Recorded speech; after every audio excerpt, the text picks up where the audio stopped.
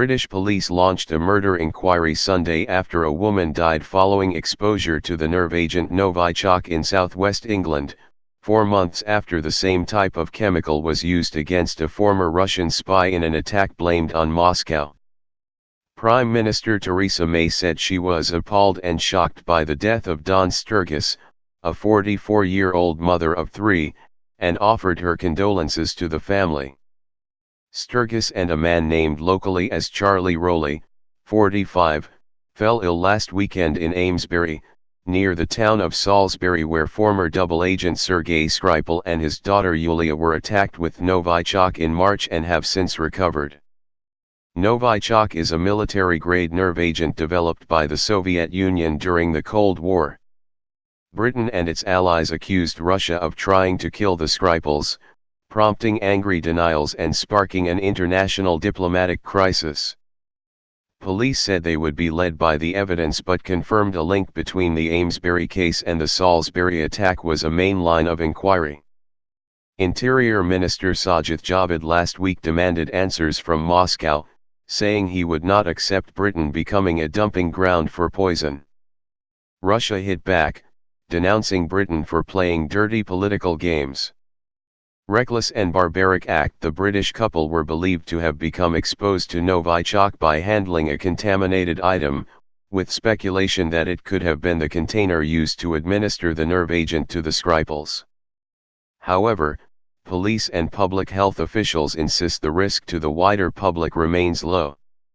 The Prime Minister said, "Police and security officials are working urgently to establish the facts of this incident, which is now being investigated as a murder." Assistant Commissioner Neil Basu, the head of Britain's counter-terror police, said Sturgess' death was shocking and tragic news. "This terrible news has only served to strengthen our resolve to identify and bring to justice the person or persons responsible for what I can only describe as an outrageous, reckless, and barbaric act," he said. He added that the other victim remains critically ill in hospital and our thoughts are with him and his family as well. Around 100 counter-terrorism officers are helping in the investigation, which police said Friday could take weeks and months. So far, there is no evidence that the couple visited any of the sites involved in the Skripal case. Detectives will continue with their painstaking and meticulous work to gather all the available evidence so that we can understand how 2 citizens came to be exposed with such a deadly substance that tragically cost Dawn her life, Basu said. Sturgess collapsed on the morning of June 30 and was taken to hospital.